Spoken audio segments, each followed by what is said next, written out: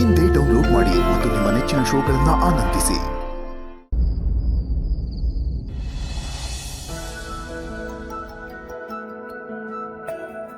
ವರ್ಷದೊಳಗಡೆ ಮೊಮ್ಮಗು ಬರಬೇಕು. ಆದರೆ ನಮಗೆ ಆರ್ತಿಗೊಬ್ರು ಕೀರ್ತಿಗೊಬ್ರು ಮಾತ್ರ ಸಾಕಾಗಲ್ಲ. ಸ್ಫೂರ್ತಿಗೆ, ಪ್ರೀತಿಗೆ, ಶಾಂತಿಗೆ, ಈ ಮನೇಲಿ ನಡೆಯೋ ಕ್ರಾಂತಿಗೆ ಪ್ರತಿಯೊಂದಕ್ಕೂ ಒಬ್ಬೊಬ್ರು ಬೇಕು.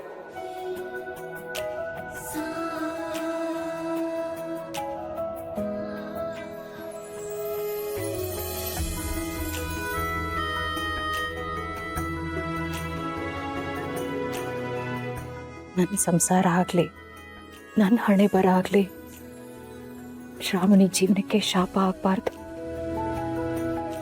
ಅವಳ ಸಂಸಾರನ ಕಟ್ಕೋಬೇಕು.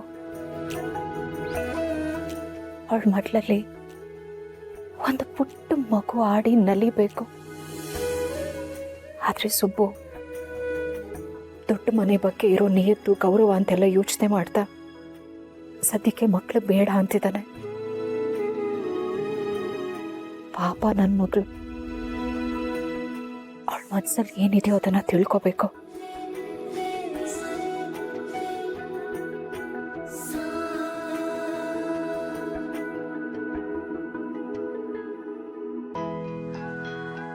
ಕೂಸೆ, ಅಮ್ಮ, ಏನಾತ್ ಕೂಸೆ? ಯೋಚನೆ ಮಾಡಕತ್ತಿ? ಮನೆಯಾಗೆಲ್ಲರೂ ಮಗುವಿನ ಬಗ್ಗೆನೇ ಮಾತಾಡ್ಲಿಕ್ಕತ್ತಾರ. ನಿನ್ನ ಮನಸ್ಸಿನಾಗೂ ಅದ ಯೋಚನೆ ಐತೇನು? ಹೌದಮ್ಮ, ನಾನು ಇದ್ರ ಬಗ್ಗೆ ಯೋಚನೆ ಮಾಡಿರಲಿಲ್ಲ.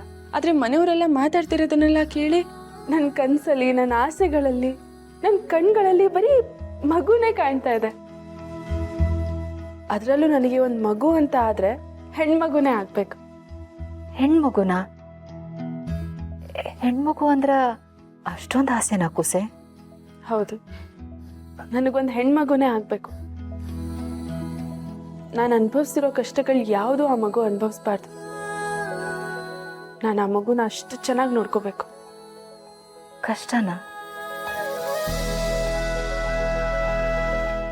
ನಮ್ಮ ಅಮ್ಮನ ಪರಿಸ್ಥಿತಿ ಹೇಗಿತ್ತೋ ನನಗೆ ಗೊತ್ತಿಲ್ಲ.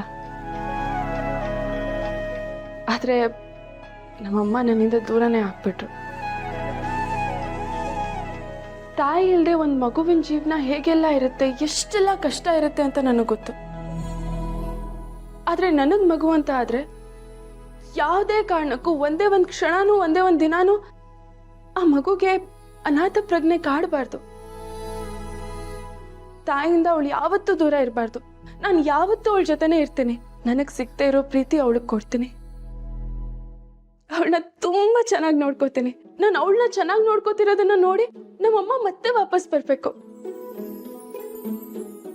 ವಾಪಸ್ ಬಂದು ನನ್ನ ಜೊತೆ, ಮೊಮ್ಮಗಳ ಜೊತೆ ಚೆನ್ನಾಗಿ ನಗ್ನಗ್ತಾ ಖುಷಿ ಖುಷಿಯಾಗಿರ್ಬೇಕು. ಇಷ್ಟೆಲ್ಲ ನನಗೆ ಆಸೆ ಇದೆ. ನನ್ನ ಮಗಳ ಬಾಯಿಯಿಂದನೇ ನಾನಿದ್ದ ಮಾತು ಕೇಳಬೇಕಾಯ್ತು. ಇದನ್ನ ದುರಾದೃಷ್ಟ ಅಂದ್ಕೊಳ್ಳೋ, ಅದೃಷ್ಟ ಅಂದ್ಕೊಳ್ಳೋ ಒಂದು ಗೊತ್ತಾಗ್ತಿಲ್ಲ. ಆದರೆ ಶ್ರಾವಣಿಗಂತೂ ಮಗು ಮೇಲೆ ಆಸೆ ಇದೆ. ಏನಾದರೂ ಮಾಡಿ ಸುಬ್ಬು ಮನಸ್ಸನ್ನ ಬದಲಾಯಿಸ್ಬೇಕು. ಇವ್ರ ಸಂಸಾರ ಮುಂದುವರಿಬೇಕು. ಮಕ್ಕಳು ಮರಿಯಾಗಿ ಶ್ರಾವಣಿ ಆಸೆಗಳೆಲ್ಲ ನೆರವೇರಬೇಕು. ಆಗ್ಲೇ ನಾನು ಇಲ್ಲಿಗೆ ಬಂದಿದ್ದಕ್ಕೆ ಸಾರ್ಥಕ ಆಗೋದು. ನನ್ನಿಂದ ನನ್ನ ಮಗಳ ಜೀವನಕ್ಕೆ ಒಳ್ಳೇದಾಗಬೇಕೇ ಹೊರತು ಮತ್ತಿನ್ನು ಯಾವತ್ತೂ ಕೆಟ್ಟದಾಗಬಾರ್ದು.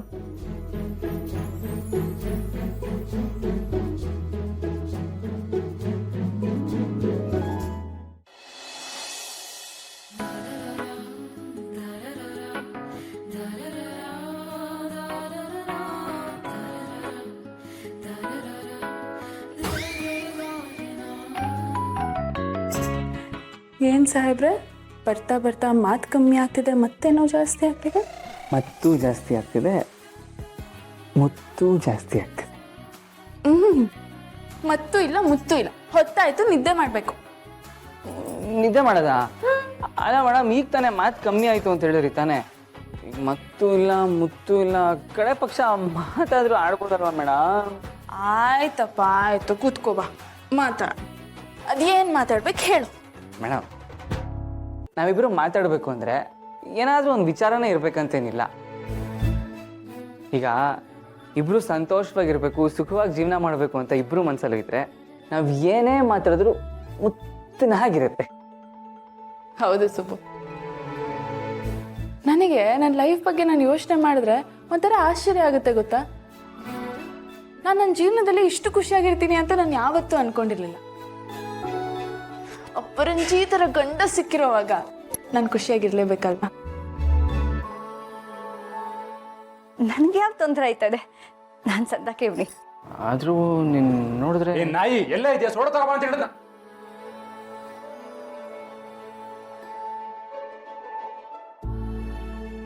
ಏನಾಯ್ತು ಸುಬ್ಬು, ಯಾಕೆ ಮಂಕಾಗ್ಬಿಟ್ಟೆ? ಏನಿಲ್ಲ ಮೇಡಮ್, ನಾವಿಬ್ರು ತುಂಬ ಪ್ರೀತಿ ಮಾಡ್ತೀವಿ, ಒಬ್ರನ್ನೊಬ್ರನ್ನ ತುಂಬ ಚೆನ್ನಾಗಿ ಅರ್ಥ ಮಾಡ್ಕೊಂಡಿದ್ದೀವಿ, ಒಬ್ರನ್ನೊಬ್ರು ಸುಖವಾಗಿ ಇಟ್ಕೋಬೇಕು ಅಂತ ಇಬ್ರು ಮನಸ್ಸಲ್ಲೂ ಇದೆ.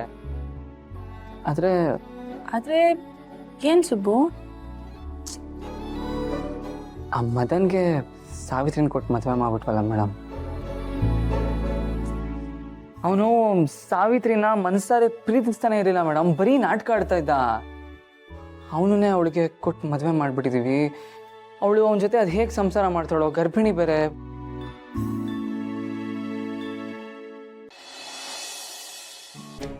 ಹಲೋ ಅದ್ಗೆ, ಹೇಗಿದ್ದೀರಾ? ನೀವು ಈ ಮನೆಯಿಂದ ಹೋದ್ಮೇಲಂತೂ ಸುರೇಂದ್ರ, ನಾನು ಅದನ್ನೆಲ್ಲ ಆಮೇಲೆ ಮಾತಾಡ್ತೀನಿ. ಸುರೇಂದ್ರ, ಒಂದು ಪ್ರಾಬ್ಲಮ್ ಆಗಿದೆ. ನಾನು ಮತ್ತೆ ನಿಮ್ಮ ಅಣ್ಣ ಜೊತೆಲಿದ್ದಿದ್ದ ಫೋಟೋ ಎಲ್ಲೋ ಆ ಮನೆಯಲ್ಲೇ ಮಿಸ್ ಆಗಿಬಿಟ್ಟಿದೆ ಅನ್ಸುತ್ತೆ. ಯಾವುದೇ ಕಾರಣಕ್ಕೂ ಅದು ಅವ್ರ ಕೈಗೆ ಸಿಗಬಾರ್ದು. ಸುರೇಂದ್ರ, ಆತನ ಅವ್ರ ಕೈಗೆ ಸಿಗದೆ ಇರೋ ಹಾಗೆ ನೋಡ್ಕೋತೀಯ? ಅಯ್ಯೋ ದೇವ್ರೆ, ನಾನೀಗಲೇ ನೋಡ್ತೀನಿ.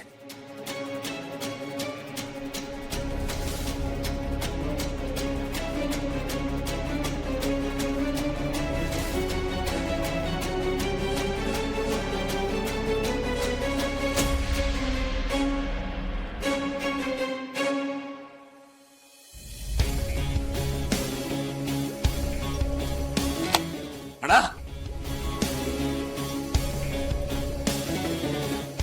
ಅಣ್ಣ, ನೀನು ಇಲ್ಲೇನು ಮಾಡ್ತಾ ಇದೀಯಾ? ಅಲ್ಲ, ಅಲ್ಲಿ ಸೆಷನ್ಗೆ ಹೋಗಕ್ಕೆ ಲೇಟ್ ಆಗ್ತಾ ಇದೆ. ಅದು ಜಾನಕಿ ಅವ್ರು ನೆನಪಾಯ್ತು, ಅವ್ರು ಇದ್ದಿದ್ದು ರೂಮ್ ಅಲ್ವಾ, ಅದಕ್ಕೆ. ಸುಮ್ಮನೆ ಇದ್ರೆ ಏನನ್ನು ಯೋಚನೆ ಮಾಡ್ತಾ ಇದೆಯಾ? ಕೊಡಿಲ್ಲ ಅದನ್ನ. ಅಲ್ಲಿ ಸೆಷನ್ಗೆ ಲೇಟ್ ಆಗ್ತಾ ಇದೆ, ನಡಿ ಹೊರಡೋಣ. ಸರಿ. ಹಾಂ.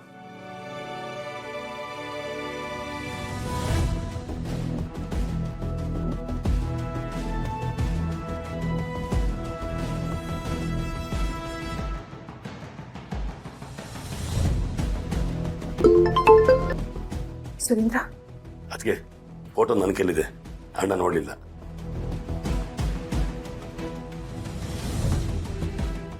ಸುರೇಂದ್ರ, ತುಂಬ ಥ್ಯಾಂಕ್ಸ್. ನೋಡು, ನಾನು ನಿನಗೆ ಮತ್ತೆ ಕಾಲ್ ಮಾಡ್ತೀನಿ, ಹುಷಾರು. ಸರಿ ಅದಕ್ಕೆ, ನೀವೇನು ಯೋಚನೆ ಮಾಡಬೇಡಿ, ಇದನ್ನೆಲ್ಲ ನಾನು ನೋಡ್ಕೋತೀನಿ. ಹುಷಾರು.